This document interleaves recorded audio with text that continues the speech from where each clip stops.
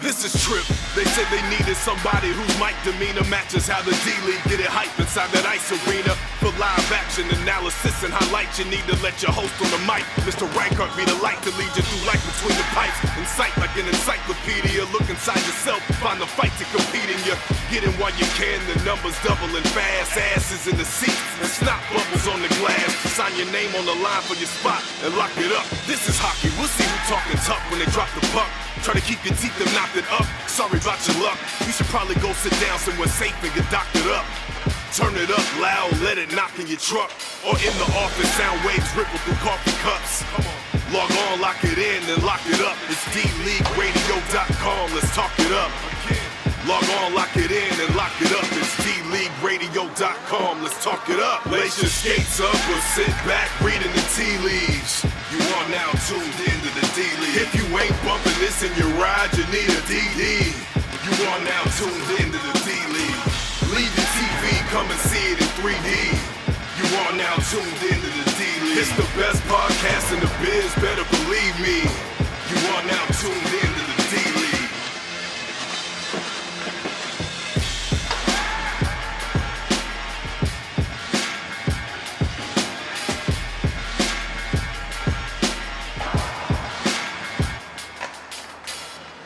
That is as good of a setup to what we're about to witness here at Buccaneer Arena as I think we could have possibly asked for. It's a great day for hockey here in Urbandale, Iowa. My name is Eric Zamora. Joining me on color commentary is Matt Whips. Many still refer to him as the commish. And Matt, we've got a fantastic matchup, and it took a while, but we're finally there. It's playoff hockey, and it's a couple of teams that are very familiar with each other, and they're about to spend 58 minutes getting even more familiar, and perhaps maybe even a few moments more, as we saw in the early game on the other side of the bracket. We did. That's what happened in the Western semifinal. Now here we are in the East, and this is a rematch of a game just played 2 weeks ago. In fact, you and I were on the call for this one.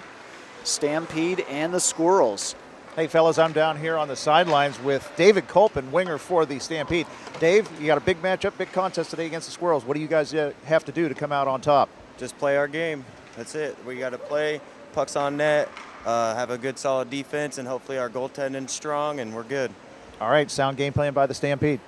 All right, so I guess all the big names on Stampede were not available for the interview. No, I'm just teasing, but no, we're glad that we have this opportunity to have Mr. Reichert giving us some insight. Nice to get a little bit of an inside the benches look, and we'll be bringing you some thoughts from him throughout the game. My thoughts as we take a look at this matchup.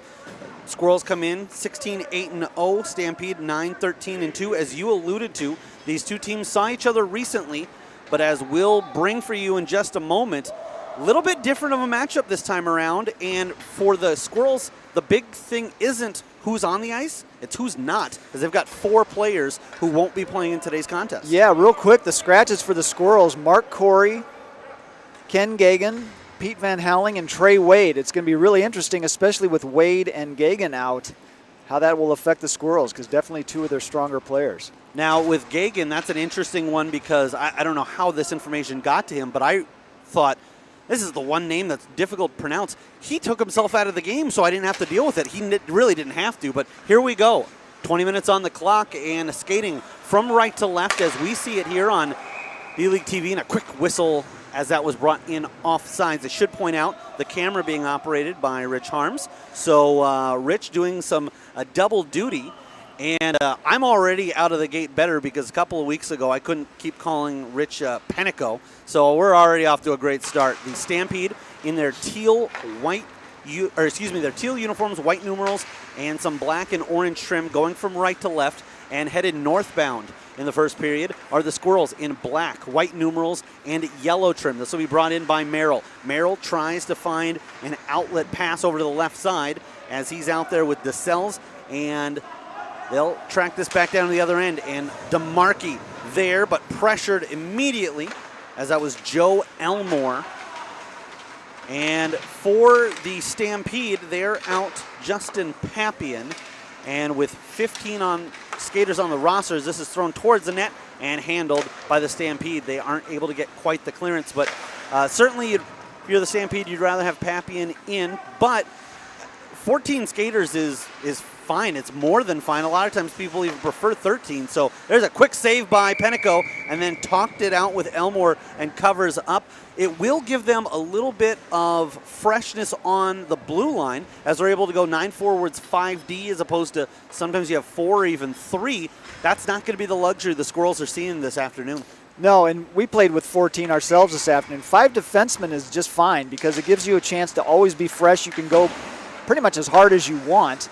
You're always going to have 3 guys on the bench to take your place when you need it. This is sent up the right wing side as the Stampede look for an exit, can't quite find it. Thrown towards the net. Penteco comes up with the first save and the second.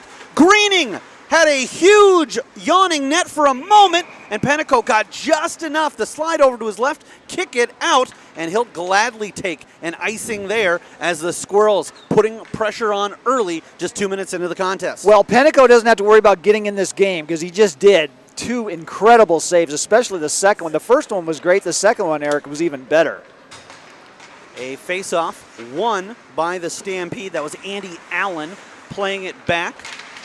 Thrown over, broken up. Another advantage that the Stampede have is they're in a position where they've got 9 forwards, so they can try to keep lines together and try to build on momentum. Here's Allen. Cuts across and through the center of the ice. We'll see if what I imagine we're going to see out of the Squirrels is likely 2 centers, at least for now. We'll see if they adjust that. And then you've got one side with 3 wings, one with 2. And again, perhaps they end up swapping at periods to try to give people a little bit fresher legs. We'll have to see how the Squirrels have to deal with it. On the opposite side, is this a shot and off the mark. So Kello is tested in positioning, but doesn't have to make a save. On the other side, and I don't want to give away too much here, but I happen to know that there's a couple of players on the Stampede side that are struggling a little bit as this is thrown towards the net. No problem for Penteco.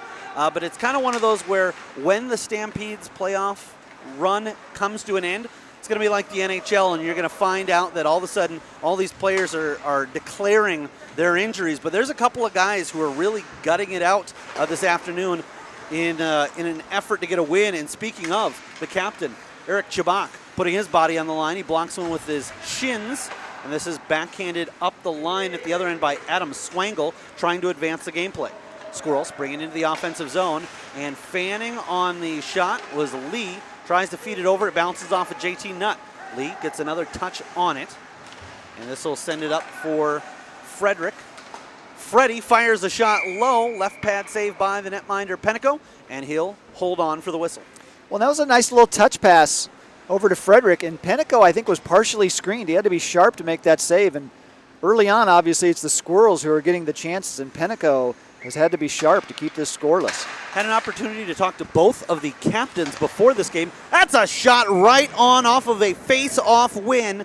Gentry Collins teed it up, and it looked like that had a real chance of being his 3rd goal of the season, but Penteco comes up with a glove stop, and impressive, not just making the save, but no rebound.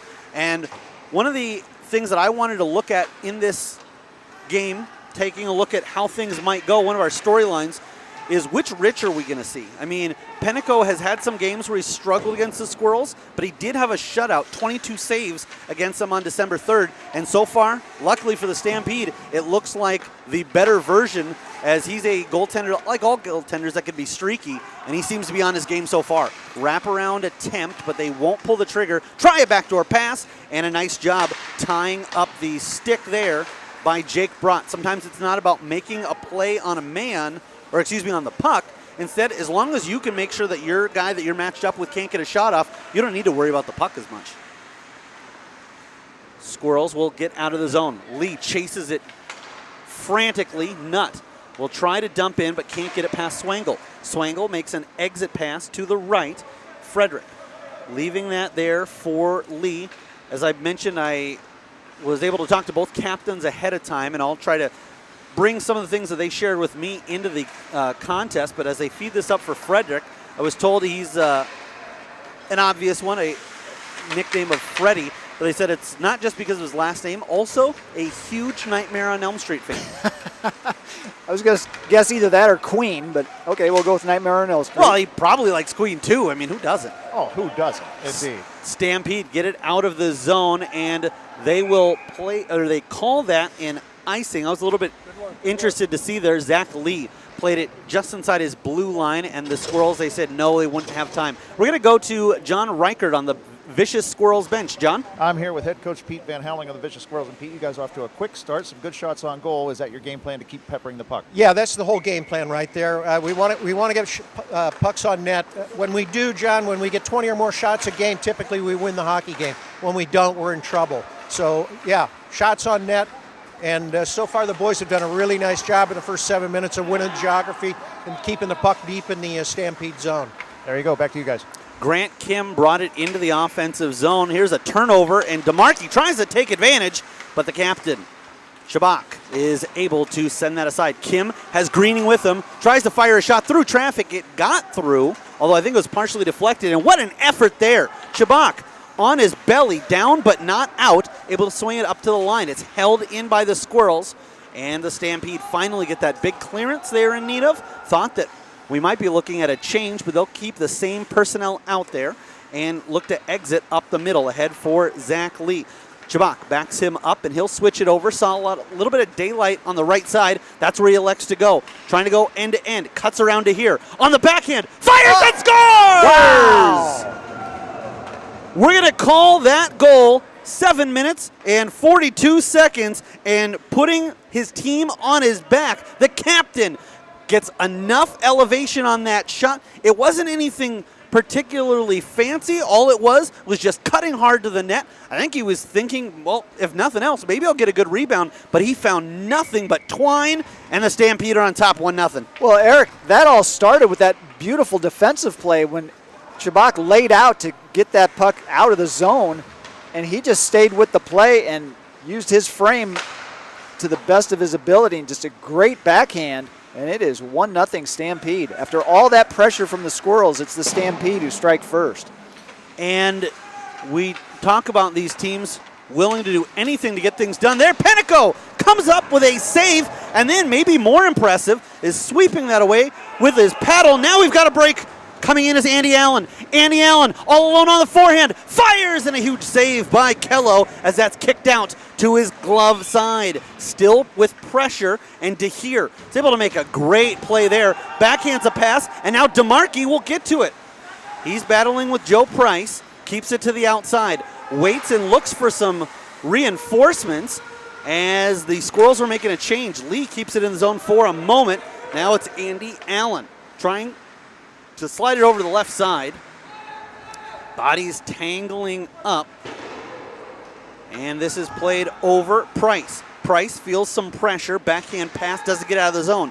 Swangle takes a shot. I think it would have been off target, but the most important thing for Penico there was trying to find out where that was going to end up, and he steered it into the corner. Pass ahead for Jeremy Dove. Dove takes a spill at the blue line, and calling for it is Brian Emerson. They can't connect on the pass, and icing will bring it back into the south end of the arena. So, Eric, one of the few whistles we've had already, nearly midway through the first, and even after that goal, the Squirrels continue to press the issue, although that breakaway by Allen was just a huge save for Kello, or it would have been 2-0. And we've got officially right now the shots on goal favoring the Vicious Squirrels 6-1, but the only one that was on target found daylight, and it's Chabak from Joe Elmore that has the Stampede on top 1-0. Do you want to give a quick shout out to those listening to us up in the lounge? If anybody's interested at all, Coors Light is my beer of choice if anyone wants to, deliver one. A shot just off the mark as that was Emerson trying to make up for the pass he couldn't catch up with moments ago. And then they'll get into it there as Emerson and Elmore having words for each other. Words and sticks, as it looked like. I thought that either there was going to be no call or the official was just going to call them both. He says play on, but I would certainly expect at this point that if anything should continue from any of the players, I think that's kind of their official warning right there. And a harmless-looking shot slips through as Emerson had a shot that he didn't get a ton on, but it was able to trickle by the defense, and it was off target as Pinnacle watched that one sail by. Stampede looking to get out of the zone. Long bank pass, and Swangle is the first one there. Vicious Squirrels looking to get out of the zone, and they'll do just that. Ahead for Lee. Lee with speed. Jake Lee cuts in, fights, and is partially broken up, and I think we're going to have a delayed penalty here as the Stampede, as it will be JT not touching, and the whistle coming as holding will be the call with 8:25 to go in the first period. And now the Vicious Squirrels with an opportunity to try to get this one tied up with special teams. Well, and we talk about it occasionally, and that falls to me under the category of a good penalty. Joe Elmore knew Jake Lee had all that speed, and all he could do was hold him up just enough to prevent the grade A scoring chance. So I think the Stampede will take this as a trade-off. As an expert on good penalties to take, having taken a bunch for the season myself, that was the play Elmore had to make. He had to take Lee down. And a quick shot by DeHeer. Pennico slides over and covers up. And Riker being a perfect example of our expert in the field, as he's also a little bit familiar with taking some of those not so smart penalties. And you gotta be able to do both in order to differentiate the two, really. Greening. I like to spread it out. That's a soundbite. DeHeer tries to keep it in the zone and can't. It's poked out by Quinn Merrill. Short-handed. Here comes DeSelles. DeSelles fights to get it through. Kello will cover up and will get a whistle. But obviously, with a running clock, with not a lot of opportunities usually in D-League, I don't expect special teams to be a huge factor in this game. Both these teams come in with just 3 power play goals on the year. But certainly, if somebody can strike on the power play, that's going to be a huge boost in the arm in this contest. Absolutely, although like you said, with the running clock, it sort of mitigates it. In fact, we usually see more shorthanded opportunities than anything. Greening fires a shot, and it's captain on captain as Chabak comes up with a stop. This is sent out, picked up, and unable to keep it in the zone was DeHeer, now racing back. Not going to get there in time, and as you mentioned, here's a shorthand opportunity. Merrill on the backhand, and Kello was able to get the pillows down and cover up all the real estate on the ice. This is sent around, and now it's Lee. Zach Lee gets to it, holds it in, and throws it towards the net. Kello holds on, but as you said, between the two teams, just 6 power play goals on the year, and the Squirrels had a couple of shorthanded. So certainly it's not like the NHL where you've got those stoppages where teams really spend a lot of time working on it.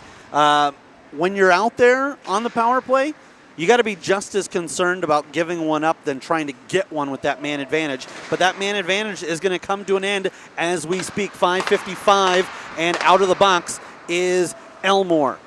Squirrels bringing it in. Now even strength. Fire one on net, and Panico looks to be dialed in. As he got low, thought that was going to be a save where he'd have to rely on the leg pads, but uses that blue glove and like a shortstop just scoops it up and holds on for the whistle. Draw will come to his blocker side. Well, it's a good thing that Elmore had that 2 minutes of rest, because as soon as he came out, Jake Lee was right in front of him again.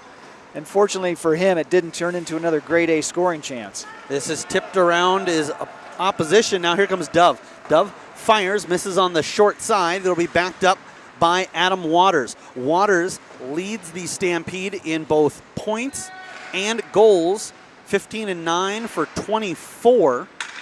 And he is the only player on the Stampede to average a point per game. He and Zach Lee are the 2 players that have played in every single game for the Stampede this season, as this is Jacob Lee. From an impossible angle, decides better and throws it up top. However, unable to handle that was Henderson. Now over Swangle, he'll be pressured, and Dove comes in like a bull in a china shop. It's left there, smart play by Waters, waits till his line mate touches up, and it creates this opportunity. Allen fires, Kello is able to go from big to small in a hurry, make sure that one doesn't trickle through and leave a rebound, and we'll have a face-off for the Stampede in the offensive zone. Yeah, Jake had to come out to the top of his crease to make a better angle for himself, but Allen got everything on that shot. Good save by Kello. With 4 minutes and 10 seconds left to go in the first period, tough to say at this point whether I think the extra bodies on the bench of the Stampede, whether that's factored in or not.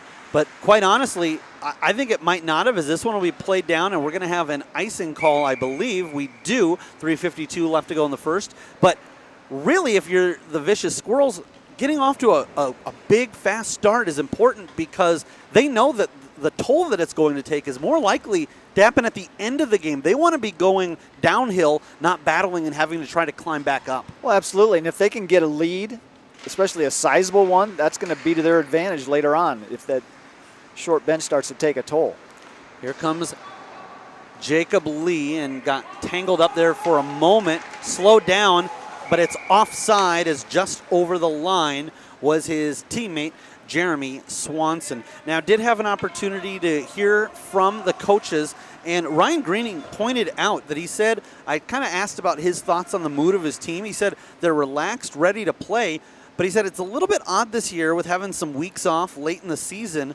But he says, I know we can start slow after a couple of weeks off. I don't know that I'd say that they started off slow. I think they started off all right, but the Stampede have just come out fantastic early on. Here's Swanson on a backhand, and Penico has been a big reason that they've come out with such a good start to the game. Thrown up to DeHeer, keeps it in, fires low, and I don't know if that was the stick, the blocker, maybe both, but Penico able to fight it behind the goal line. Now Henderson is pressured by Nutt. It helps create a turnover for the Stampede. They've got numbers coming in the other way.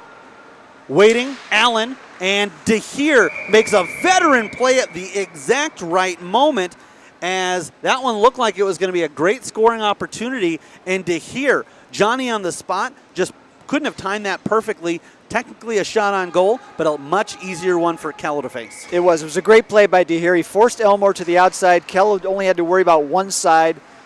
No chance that Elmore was going to be able to bring it back to his forehand. So very, very nice play by DeHeer. On the draw, it was actually won by Kolpin, now around for Elmore. Elmore sends it up the boards, picked off. Here's Swangle. Swangle fires low, kicks off the skate of Elmore into the corner. And here's Swanson trying to wrap it around behind the net. Frederick looking to send it out front. First clearing attempt by Scott Carlisle. Partially broken up. Carlisle fighting there with Greening. Kolpin takes a seat as he gets into a battle there and gets out muscled, but then uses his skate, keep that out, and then a big save by Penico. He then slides over to his glove side and now has to look at things from the right. This one will trickle out of the zone, and everybody sees blood in the water and picks up a ton of speed as Nutt throws that towards the net. I think that hit off the side of the cage, and the Squirrels looking to exit the zone. Coming up the right wing side, they'll get to the red line. They'll have to hold up as this one's going to be played in offside, and a little bit of frustration there shown by the Vicious Squirrels. 45 seconds left to go in period number one. They are behind by the one goal scored by Chabak. This is quickly into the zone and then out immediately. Nice job, Jake Brott. DeSelles fights for it at center ice. This is brought in by Greening. Greening cuts around one man. Now waits, fires, and that one was Penico. Again, he's been great with his stick, either making saves or when there's been a rebound, quickly making sure it didn't stay in the paint. He has really been sharp here, Eric. He's the difference so far in this game. 10 seconds to go, and Chabak loses it there. Here's Kim. Kim sends it out front, waiting, and Lee fires and misses on the far side. The horn sounds, and we'll go into period number two with the Stampede on top, 1-0. Well, Eric, although they trail on the scoreboard, the Squirrels really can't ask for much more. They outshot the Stampede 11-6 in that first period and obviously carried the play. And only exemplary goaltending by Penico is keeping this a 1-0 game. So if I'm the Squirrels, I just keep doing what I'm doing. 7 minutes and 39 seconds. We're calling the time of the goal. Chabak from Elmore. And you're right, but the Stampede have had a fantastic game plan. Let's go ahead and talk to John Reichert and kind of peel back the curtain a little bit. John? Guys, I'm down here with Jeremy Dove of the Stampede. Now, Jeremy, you've won a championship before with the Knights a couple years ago, and you've come up big in the playoffs before. Today, so far, Rich Penico's keeping you guys in the game, but you got an early goal. What's your plan going forward from here? I think it's just to win every period and skate hard to the puck, get those shots on goals, get rebounds, try to put it in the back of the net. Now, defensively, positionally, you guys are looking really good too. Has there been an emphasis on this in your practices? I think it's something we've worked on all year long, getting better and better, and I think hopefully it pays off for us out here. All right, good luck to you in the future. Back to you guys. Well, John Reichert checking in, and I like the fact that he went and talked to a player who'd won a championship. Funny how he found somebody who won one with the Knights. I mean, there have been other teams to win one. You'd think that he might have been able to find somebody else, but There have been other teams to win one, but none were better. None that he can recall. We'll switch sides. It looks like Merrill and Lee taking the opening draw, and that's actually Jake Lee's dad, Zach, comes up with possession, feeds it back for Price. Now, I know that in conversations with Chabak, we had, and actually DeSales as well, I wouldn't be surprised at all if at some point in this game we do see a little bit of shifting of players and positioning. Specifically, Lee, Zach Lee, and Chabak are both capable of playing offense and defense. DeSales gets around everybody, then tries to float one back.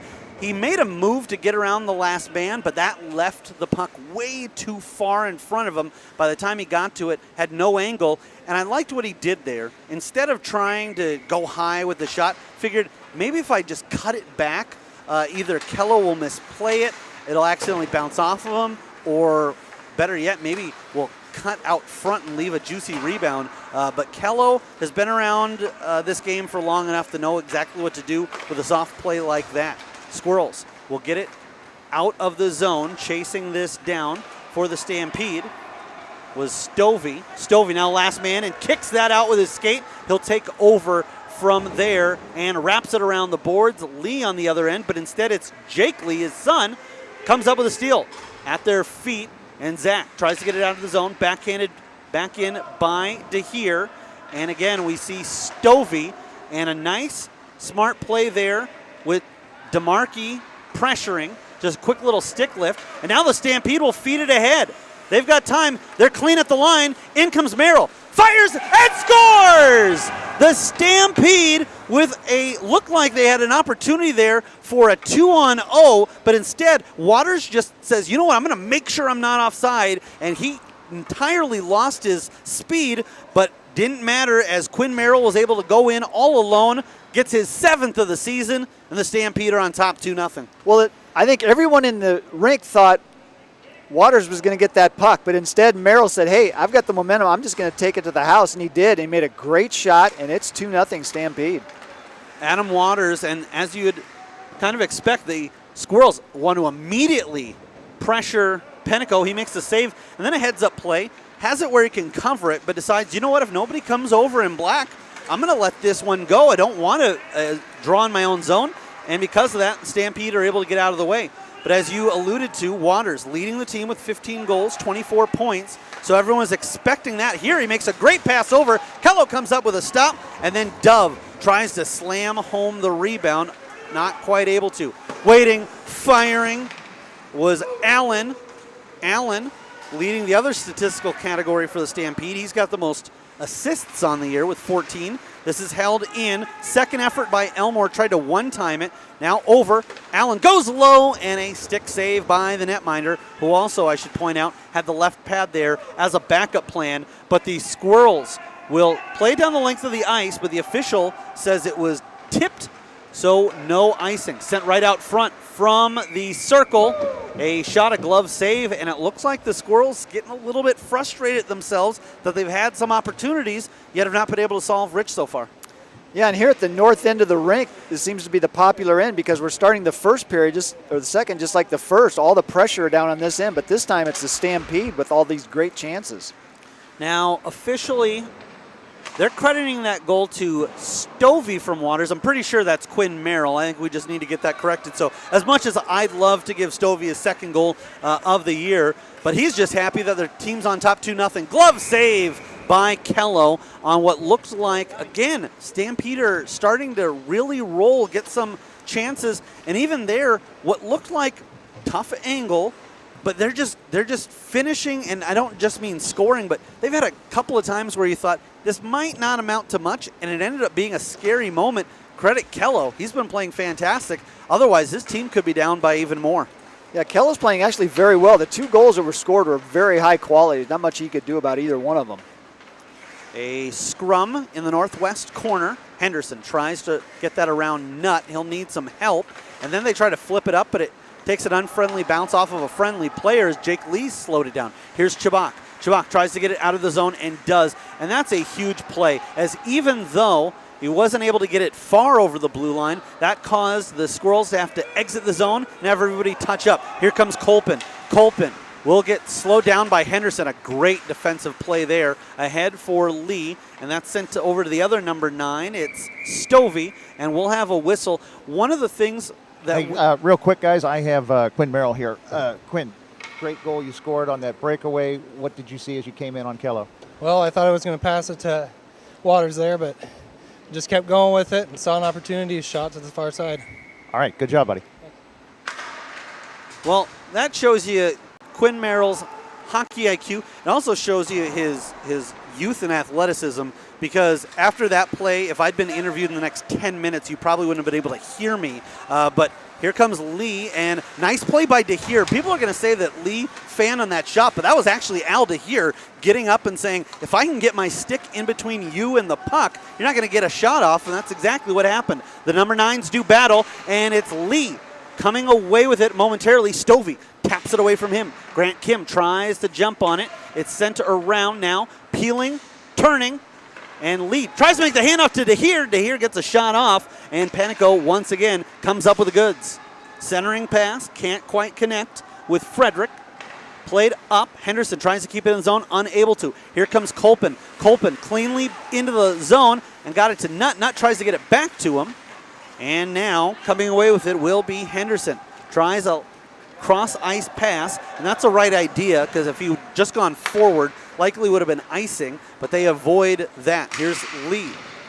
Bangs bodies with DeHeer. DeHeer takes the worst of it. Nutt.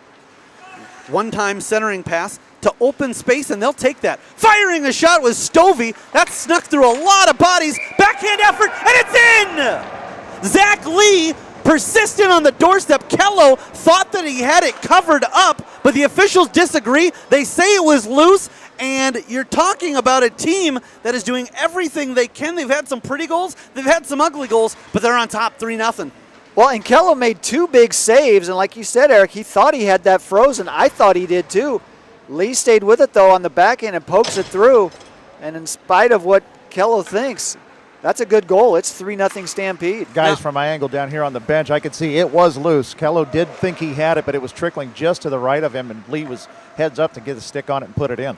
That is the worst feeling in the world as a goaltender, when you think you have it covered up and it's loose. And obviously, if the officials, even if it was not covered up, but if they'd lost sight of it. So credit the officials for being there, seeing that that was free, and now they smell blood in the water, and the Stampede are coming for more. This is sent up and held in the zone, and a shot towards the net. Now, we'll have to check to see if maybe somewhere in that scrum, before Lee tapped it home, if somebody else got a piece of it.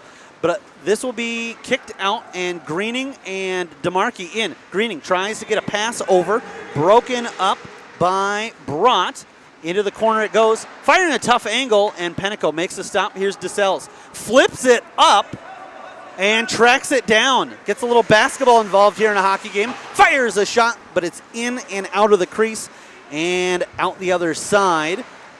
Teeing that one up was Waters. Waters now finds it and gets the shot. Kello able to make the stop and try to stop the bleeding and calm the Squirrels team down. I don't think this is a team that's going to get rattled, but certainly 11:23 left to go in the second period. They know the situation. They know they need to start dialing up some pressure. Well, and the next goal is absolutely huge. With a 3-0 deficit, the Squirrels can get on the board. We're right back to a pretty close game. But if the Stampede should go up 4-0, it's going to be very tough for the Squirrels. And I can tell you right now, guys, it is very quiet here on the Squirrels bench. Greening gets it out of the zone. It's flipped in on Penico. You can tell that it's quiet on the bench because Reichert was whispering like he was in a library, and I don't blame him. I mean, the last thing you want to do is be sitting there, commenting in front of guys, oh, well, things aren't going too well here in the Squirrels land. firing a shot low, and Kello again comes up with a big save where he's had about 4 or 5 where he's made the save, but had it gone through, nobody could have faulted him. The Stampede are just coming up with quality shot after shot, and now rinse, cycle, repeat, and literally cycle as the puck just gets over the blue line. They dump it in, they get fresh bodies out there, and they're looking at the benefits of having 14 skaters on their team right now, as opposed to the other side, down to just 11. Swangle plays it up the right side, backhanded, and that'll get out of the zone. So with the puck is Kim, goes in with Jake Lee, thrown towards the blue line, not out. Looking for a drop pass was Emerson. Instead, it'll lead to an opportunity the other way, trying to kick that ahead to himself, and it's offside. So we'll have a whistle. It's taken me a while to get back to this point, but one thing I want to make sure, and even though it looks like they're not going to give them credit for it on the score sheet, that goal set up by 2 great plays. First of all, JT Nutt from the left wing side makes a pass, but just passed to open space, but he could see that he had a player coming in. That was Stovey. And then Stovey, it looked like there was a lot of traffic. I'm thinking, all right, he's going to be looking for a pass, but he knows if I can get that puck to the crease, maybe something good can happen. And he was the one who set up that play, and then it was just a matter of took 3 attempts, but Zach Lee finishing it off, and then finishing one off here is Andy Allen. It was thrown to him in the slot behind the goal line. 8:57 to go in period number 2, and it's a 4 spot for the Stampede as they are absolutely rolling right now, and everything seems tilted northbound. Well, and you said it a couple weeks ago, the goaltenders hate it when the other team has the puck behind the net because they can't quite tell what's going to happen. Nutt tried to center it the first time, it was blocked. He stayed with it and made a beautiful pass, and Andy Allen had it on his stick, and before Kello even knew where it was in the back of the net. And I'll tell you guys, Allen was all by himself. It looked like the rest of the Squirrels were just mesmerized by the puck being behind the net and the pass attempt by JT Nutt, but Allen was all alone, and he knows what to do with it when he has it on his stick.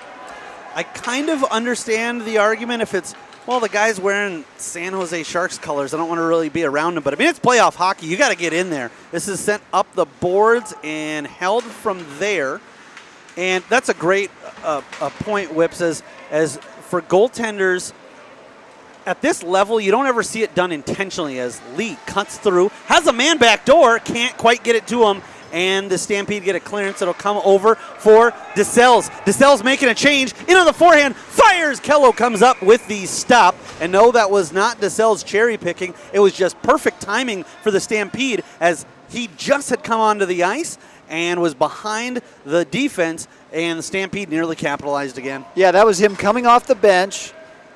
He was obviously behind the defense because this is the period of the long change, and then the puck just happened to squirt right onto his stick. So incredible opportunity, but even better save by Kello. At this level, you don't see teams hardly ever intentionally go behind the goal line. As that one hit off the pipe and then goes out of play. Kello turns around and thanks the iron, as that was nearly even more disastrous for the Vicious Squirrels. But you do see that at a lot of the higher levels, and it's just one of those things where if you're going into the corner, you don't have anything else, just keep going. Take it behind the goal line, because a goaltender is going to have to be looking over his shoulder. He's going to have to really be up against one post, but it doesn't take much to go from forcing him to go left and right, and it can really wear down a netminder. Penico makes a stop, and then again, we sound like broken records here, but using that stick to clear the rebound. Well, just cool, calm, and collected, too. He didn't have any wasted motion. He was in no hurry. He made a great clearing play. Pass from Lee over to Merrill, and now it's Greening. Cuts around one man. Stops, fires, Penico makes the stop, and then holds on with the glove, and Price is there celebrating as if his team had scored, but in essence, they did, because it stays a 4-goal differential, but Price was as elated as anybody there, and again, Penico gets up, gets in position, and just, it looks like if he's going after that one, it's what I expected to do. Let's get right back at it. Yeah, I like that play by Price. I have to remember that as a defenseman. I'll just celebrate the next time our goaltender makes a big save. Looked like Mike Ruzioni there. Swangle taps it from the goal line. Sent up DeMarkey with a touch. Not the second. Merrill tries to get it through. Slowed down by a number of skates in the slot. Merrill, backhand pass over for Zach Lee. Sends it up top. What awaits the victor of this game is a matchup in the Eastern Conference Championship with the Jesters. This comes over to Lee. Lee fires, and Kello gets low with the save. Collins gets a clearance. That gets out to the red line, but no further. Now DeMarkey, unable to maintain possession. Kim slips around one man. Pestered by Brott, has to make the drop pass and does. Guys, there's been a slight lineup change for the Squirrels. They now have Brian Emerson back on defense now. So obviously with a 4-goal differential, they know that they can't just go out and play even hockey from here. They're going to have to start rolling the dice and taking some chances. Normally, I like to say, well, there's plenty of time, and there certainly is, but this isn't a situation where they're looking for one or two. So this is an area where Greening says maybe we can find a matchup that we like better by making that move. Lee is stripped of the puck, and the Squirrels now on their heels as this is fed over, and they say just onside, as that was Allen coming across.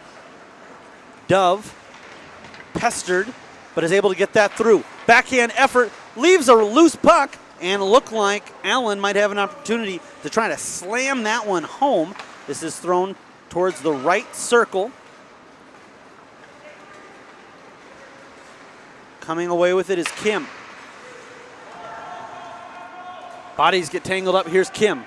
Above the circles, fires a shot, and then the rebound quickly swept away by the defense of the Stampede.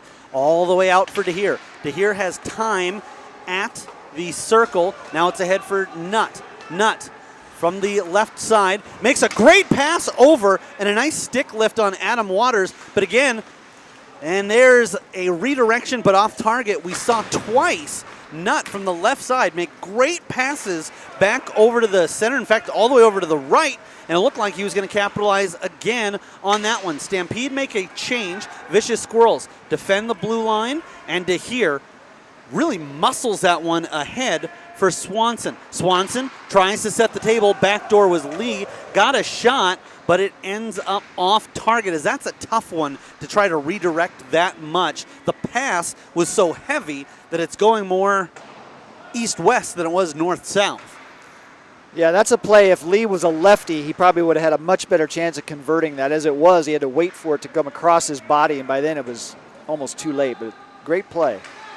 Yeah, because certainly if he's a lefty, then he's turning his body as opposed to where he is having to kind of go against it. And this one will be played down, and Karam on target. So Kello flips that one up, and it looks like Kello wants to get involved offensively as he makes a great breakout pass for Greening. Greening into the left wing side and plays it back. I think Swanson was the intended target, but they'll settle as that's in. A shot scored by Brian Emerson.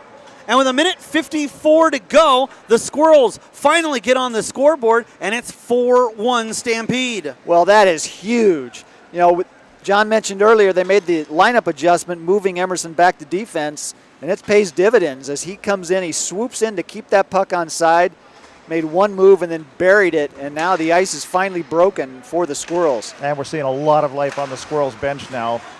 That really put up some lifeblood into them. Zach Lee tries to get an equalizer right back. Kello comes up with a stop with 80 seconds to go in period number 2. I'm always fascinated to see how teams react on both sides to a goal. And here it looks like the Stampede, right off the drop of the puck, are fired up, and they're trying to get that 4-goal lead back as this is thrown up. Kolpin and DeSelles working together. It's instead out to Greening. Just over a minute to go. Greening overskates it for a moment, fights off Kolpin and stays with it. Greening cuts through the Pepsi logo at the center part of the offensive zone. Trying to get a shot off there was Frederick, and unsuccessful there. Tying up bodies are the Stampede, and Colpin gets a big exit. Here's DeSales. DeSales, 30 seconds left to go in the period. Hounded by Swanson. He slams on the brakes and feeds it over to an open space. Bodies tangle up, and now the Teal will come away with it. It's Lee. Lee waits, tries to get it over. DeSales tries to slam it home, and it's thrown towards Greening. Will take a backhand pass, get it out of the zone. Tracking it down. Seconds left in the period. Here's Frederick. Tight angle. Pad save. Rebound loose. And trying to slam it home was Greening. Backed up. Still in the slot. And Frederick gets a shot right as the horn sounds. 4-1. The Stampede hold on. So we see in the closing moments after that goal that both teams really got ignited by Emerson scoring there. And I think we're in for a fantastic finish here in the third period. And I'll tell you what, guys, right at the closing seconds on that sequence there at the close in on the Stampede net, it was Tom Stovey that saved the goal. From my angle, I could see it clearly. You might have been blocked by traffic. The puck was sitting there, and right before a Squirrels player got there, Stovey was able to bat that away. It went right into the slot, but still great heads-up play by Tom Stovey, who's having one of the better games we've seen from him in a while. Well, it's a great point, John, because we saw a big pile up down there. We weren't quite sure what happened, but it was an incredible opportunity for the Squirrels. They just about had their second goal. But in any event, Eric, they got on the board, and that's just what they needed here going into the third. Before we get too far, I want to thank some of our sponsors, including the Keg Stand, the primary sponsor of D-League Radio. Now in its third year of being the primary sponsor of D-League Radio, 3530 Westtown Parkway in West Des Moines, over 90 beers on tap with new tappings every week. A complete listing of the beers they feature on a beer menu and beer board. Full menu of some of the best food in town. Food specials all day Monday through Friday, open till 2 a.m. 7 days a week. A great place to hang out with friends or catch the big game on one of over 15 big screen TVs. The official sponsor of the CIDL, the official home of the new CIDL, and as always, the home of D-League Radio. Well, we'll switch ends, so now the Stampede in the teal uniforms, white numerals, black and orange trim, and Merrill nearly capitalized there at the doorstep. Kello without a stick. It's handed back to him by a teammate, and the Stampede will send it up top. Now looking to get out of the zone, and it's Merrill. Comes up with a steal first on Lee, then generates that into a scoring opportunity, and Kello shuts the door. Hey, guys, I'm down here with Kurt DeSellis on the Stampede bench. Kurt, you guys are really playing strong, really moving the puck pretty well. How much can you guys hold on to this last 18 minutes? Well, we can't go into a shell. We got to help Rich out. They're going to shoot a lot of everything from every angle, so we got to get back. We're getting a little lazy at the end. Straight from the Stampede bench. And here's DeMarkey coming in on a partial break. DeMarkey feels the pressure, and a fantastic job. Exactly what Kurt was talking about. And we've got a penalty upcoming as the officials will get this sorted out. Tripping will be the call.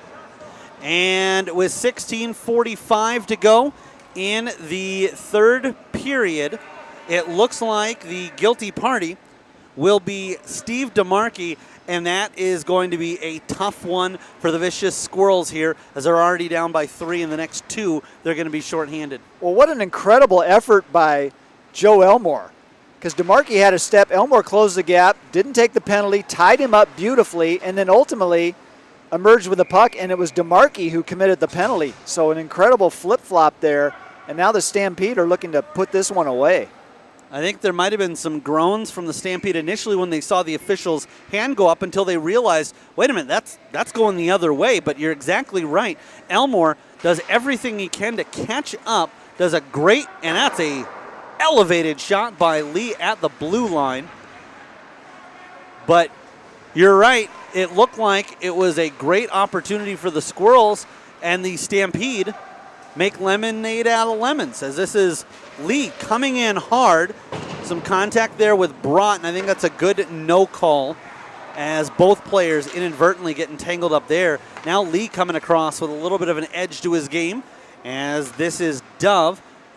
Hands it off for Waters. Waters tries to get a shot through, blocked by DeHeer. And again, it's Jacob Lee. Coming in shorthanded, he's got a couple of Stampede players to get around. Gets around one, backhand effort. Nobody home, but now it's back for Swanson, and he'll just work it deep. That's heads-up play by Swanson. Sure, you'd love an opportunity for a shot, but if it gets blocked, remember, they're on the penalty kill, so despite the fact that they're down by 3, the most important thing is get out of this next 60 seconds, keep the deficit where it is. It can't afford to balloon anymore, and we've got a whistle here at the blue line of the Vicious Squirrels. Well, and it was very close for Jeremy Dove to keep that in. It just came over the blue line, so that's the reason for the whistle on the offsides. Also want to thank So Cherry Screen Printing and Sewing, your short-run garment decorating specialists. Custom jerseys or uniforms for any sport. Original art screen printing for any occasion, company functions, school outings, family fun events, and much, much more. No minimum order. You can order 1 or you can order 50. It's a multitude of garment decorating options, whether it's screen printing, embroidery, whatever. Options to fit any budget. The official outfitter of the CIDL and D-League Radio. And check them out on the web at socherry.com, and you can like them on Facebook.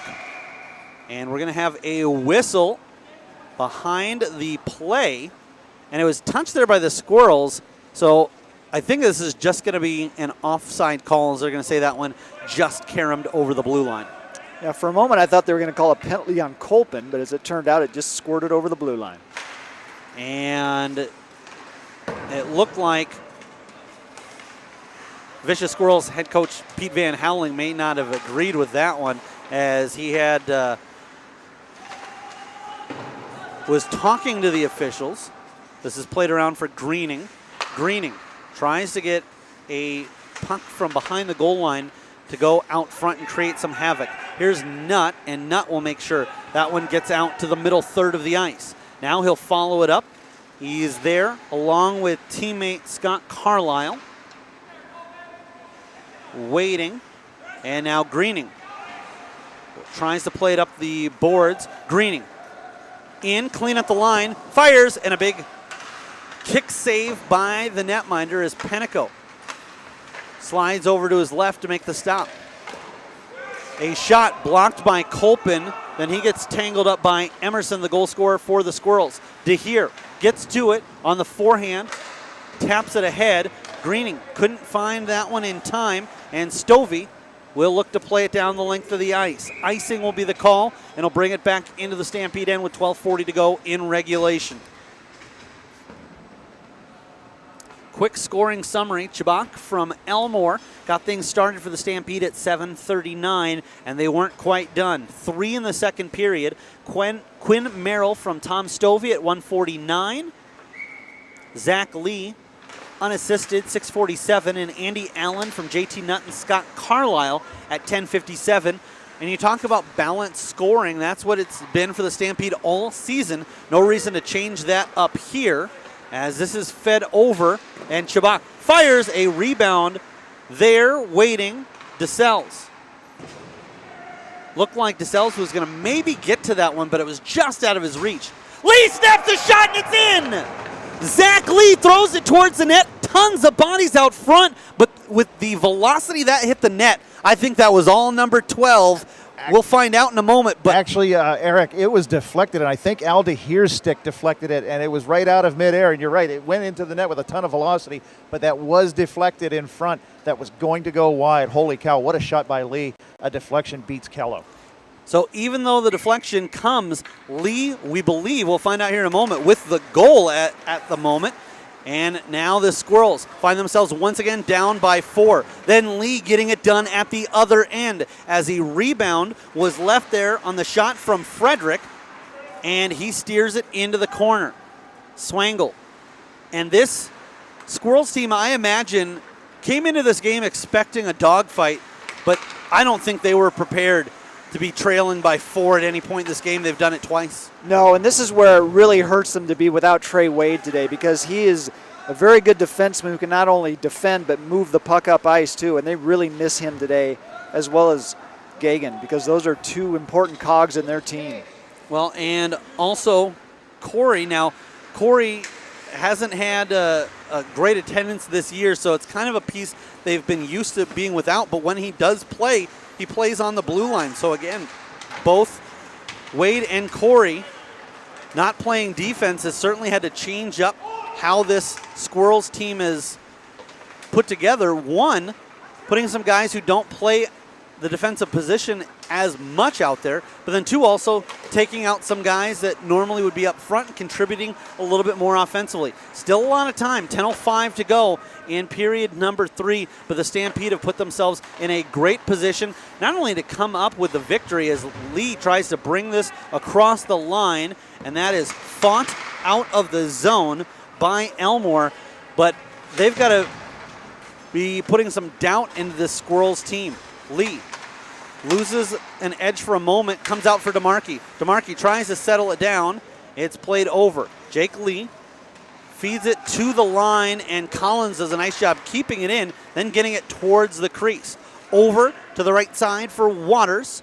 He'll play it all the way down the length of the ice, a bouncing puck, and icing. The Stampede are content with that. Well, we want to thank our another sponsor, Red Dragon Herbs, custom blended tea, loose leaf herbal teas from around the world. Popular flavors include anti-inflammatory, Turkish apple, and the ever popular chai, and now being served at the 1882 Coffee Company in Bondurant. So business mogul Ryan Llewellyn continues to expand his empire.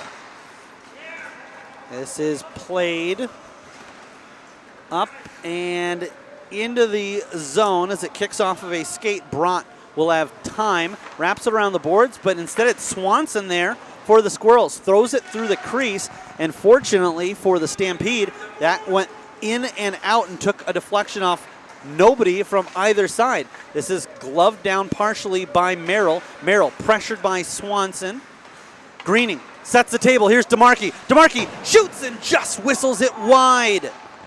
Backhand pass up, and a great play there by Dove. Has to reach for it. Merrill across the line from the just before he got to the left circle, puts it on net, and not a great scoring opportunity, but just taking up more time off the clock. Anytime the Stampede can throw a shot on net, and then more importantly, get there quickly so that the goaltender can't go ahead and play the puck, that's going to just be working in the favor of Chabak's team.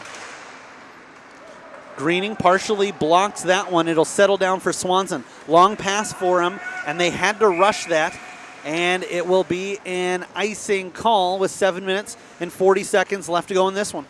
Well, Narek, and I love what the Stampede are doing. They're not playing reckless, but they're keeping the pressure on the Squirrels. You just mentioned it, the little things. Get the puck on net. Don't let Kello get it back out to his defenseman. The clock continues to roll. You don't want to go into a shell just because you have the lead, and they're keeping the pressure on. So good, smart hockey by the Stampede. Should take the opportunity to, again, update those who may not be familiar with the rest of the happenings today. The Wolverines, in a comeback victory in a shootout, advanced to the other side of the bracket, and firing a shot low. Penteco comes up with a stop and then gets a piece of it with his glove and holds on. The Bandits, congratulations to them. They wrap up the 1 seed in the novice division with a tough, hard-fought game against the Knights, and that'll be a matchup of those two playing each other in the semifinals. They advance with a score of 3-2. The Wild Goose with the 2 seed, as they were victorious over the Blues 3-0. Again, a matchup that we'll see again in a week and a half on, I'm not sure if that's the Wednesday or Thursday game. And then coming up next will be basically, in essence, the 2 teams that got a bye having kind of a practice, but the Benders and the Jesters, as the Benders will take on the Wolverines in one side of the intermediate semifinal, and the Jesters, probably a lot of them up in the lounge watching or listening on D-League radio to see who they'll face, and with 6 minutes to go, unless the Squirrels can pull up something quick. And here we see Pete Van Houweling says, you know what? What's the difference in goal differential? We just need to get some offense going. He's elected early in the game to pull Jake Kello, and they're going to skate with 6 out there.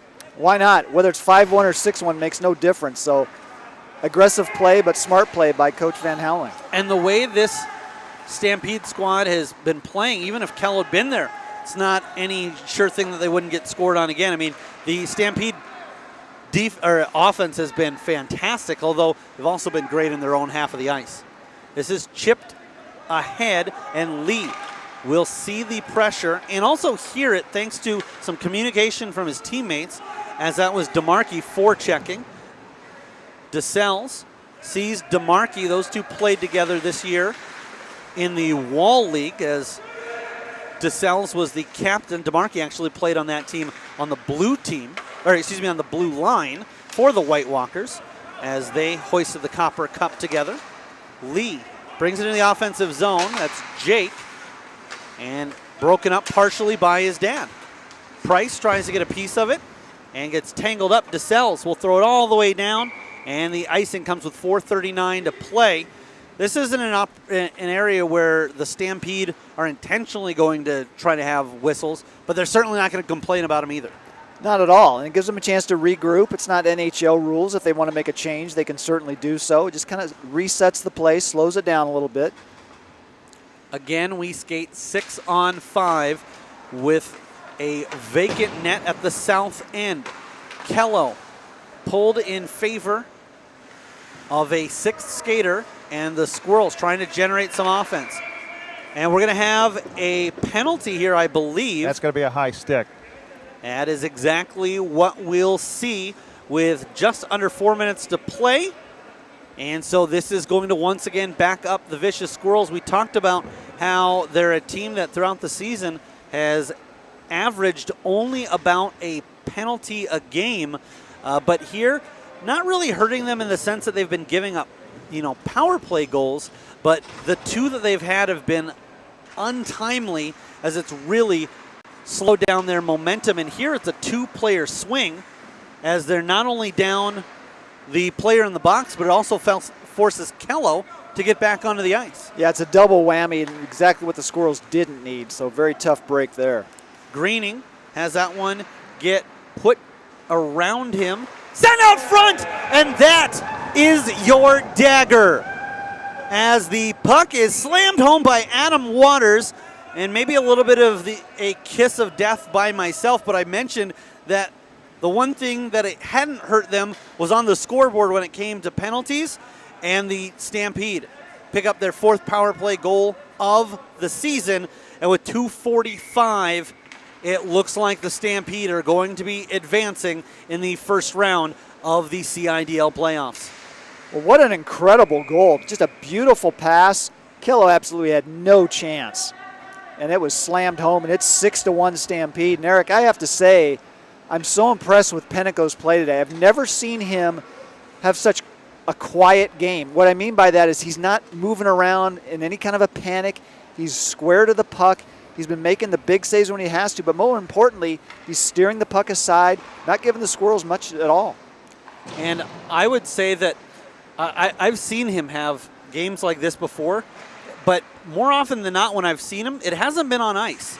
He's won a couple of championships in roller hockey over the past couple of years, and it's that veteran savvy where Penteco is most dangerous is not in what he does physically, but it's what's under the mask. And he plays a great game. He's got a high hockey IQ, and where he really pays off for a squad, as this one is nearly going to come around. It looked like it was going to be a backdoor chance, but where he pays off is he can help coach a team. He can help pick them up when they're down.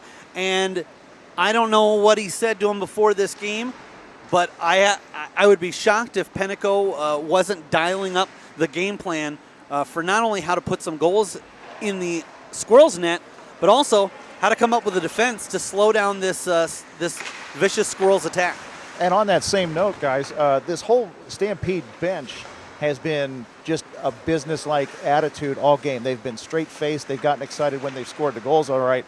But it wasn't until that last goal on the power play that they really erupt and start to celebrate here on the bench. They've taken this as a very business-like approach to this game. They knew the task at hand, and now they're allowing themselves to relieve some of the pressure and some of the steam, and they're really starting to celebrate now. The Vicious Squirrels came into this contest having scored 82 goals and gave up a league-low 60, and that's a lot of that is Kello. A lot of it's the defense that was played in front of him, but the Stampede figured out a way to solve them. half a dozen times as DeSales backhands this up to the line, and we're just trying to put on the closing seconds and make it official. Jake Lee, no quit in his game, tries to slow down Merrill. He'll get tangled up with the netminder, flung up off the boards. 2 seconds, 1, and the Stampede come away victorious, and dare we say, in spectacular fashion, as they will advance to take on the Jesters in a week and a half right back here at Buccaneer Arena. Yeah, full marks to the Stampede. They came in with a game plan and they executed. Just a great game. And, I think back, Eric, to last fall. Coming out of the draft, the Stampede were looked at as one of the stronger teams, and then they started out 0-5. And we thought, what is going on? And then they righted the ship a little bit, and they've been getting this stronger and stronger play, and they're obviously peaking at the right time, and they've played, to me, their most complete, most dominant game of the season today. Obviously, in a league setup that is everybody gets into the playoffs, you'd love to have a team that is leading wire to wire, but April and May, and into June, that's where it's going to be most important. Let's go down to the ice for our sideline reporter, John Reichert. John? Everybody, I'm down here with Eric Chabak, captain of the Stampede. And Eric, you guys had one of the stronger drafts in this year's CIDL draft, and a lot of people looked at you guys as favorites. You stumbled out of the gate, as has been mentioned, but you guys have really been coming on strong, and today was probably the best example of how strong you guys can be. We did. We were just completely motivated, talking all week how we're going to come out strong right in the first period. I feel like we did. Just skating hard, keeping it simple this week, playing as a team. Now, the play of Rich Pennico was a huge part of this game. Rich stood on his head all game today. How do you keep him in that frame of mind going to your conference championship 10 days from now? I don't know. We just got to give him a lot of praise. And, yeah, he was on fire today, stopping everything left and right. I think it was his new helmet. He got a new paint job. He was looking sharp. So, I don't know. We have a couple practices, do a stick and puck or something, keep them fresh. All right, now you face the Jesters probably in the conference final. As a matter of fact, you do face the Jesters in the conference final. How do you go preparing about that? I'm not scouting, maybe. Well, I think we got a couple wins under our belt against your team, so I'm going to go back, look at the game tape, look at the notes from those weeks, and put something together based on that. All right, Captain, congratulations, buddy. Thank you. You're on to the conference final. Job well done. Back to you guys. Before we get too far into this post-game show, I want to thank once again the Keg Stand, the primary sponsor of D-League Radio, now in their third year as the primary sponsor of D-League Radio. 3530 Westtown Parkway in West Des Moines. Over 90 beers on tap with new tappings every week. A complete listing of the beers they feature on a beer menu and beer board. A full menu of some of the best food in town. Food specials every weekday, and they're open till 2 a.m. every day. A great place to hang out with friends or catch the big game. They've got over 15 big screen TVs, and obviously with the NHL playoffs, that's one of the best places for you to go. Official sponsor of CIDL and the home of the new CIDL and the home of D-League Radio. And one thing we have not mentioned yet is obviously the success of the big D-League nights out at the Keg Stand.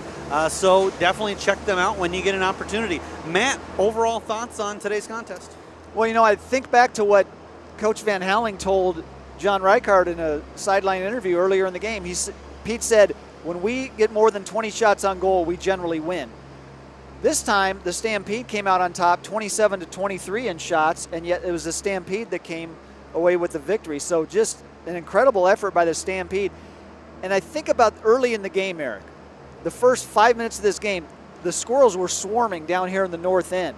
And it was only the play of Pennico that kept them off the score sheet. And sometimes you need that from your goaltender. If you can keep it scoreless while your team kind of gets their legs underneath them and starts to adjust to what the other team is doing, it can make a huge difference. And it paid dividends today for the Stampede. Well, and for the Stampede, we talked about the importance of Pennico, and I think he was fantastic all game, but that first period was the difference. I mean, he was able to make 12 saves on 12 shots on goal. The Stampede were outshot in the first period by a 2-to-1 ratio. Yeah. Yet they were able to weather that storm, and they struck on their very first shot on goal, backhand shot by Chabak. Then the second period was where things really started to tilt their way, and they ended up out shooting their opposition 13-5 in the middle frame.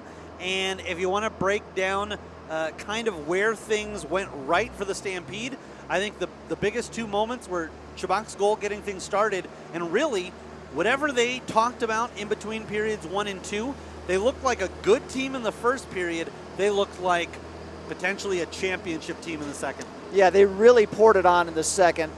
Most of the scoring was completed in the second period, and the Stampede, again, hats off to such a great display of hockey from start to finish. I mean, again, they weathered the storm early with great goaltending by Penteco, and as you said, that was the difference in the game, that he started as strong as he did and not just played well throughout. But again, hats off to the Stampede. They're obviously peaking at the right time. Real quick scoring summary. Chabak from Elmore in the first period put the Stampede on top 1-0. Second period, Quinn Merrill from Tom Stovey. Zach Lee unassisted, which I still thought, I know that it was touched by the opposition, but I don't think they had possession. I thought that should have been adding assists to Stovey and Nutt, but I don't think they're going to complain. They got the result they needed. Andy Allen then made it 4-0 from Nutt and Carlisle.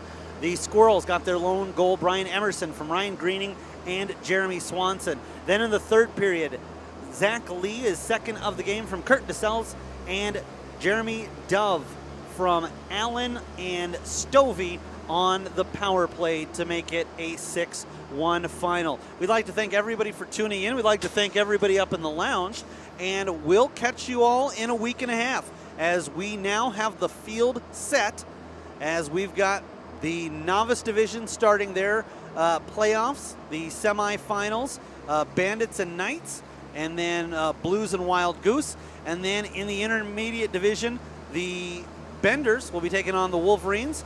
And we just saw the Stampede advancing to take on the Jesters. I couldn't ask for much more out of the matchups we're going to see. Should be really exciting semifinals. And then on to the big championship Sunday on the 10th.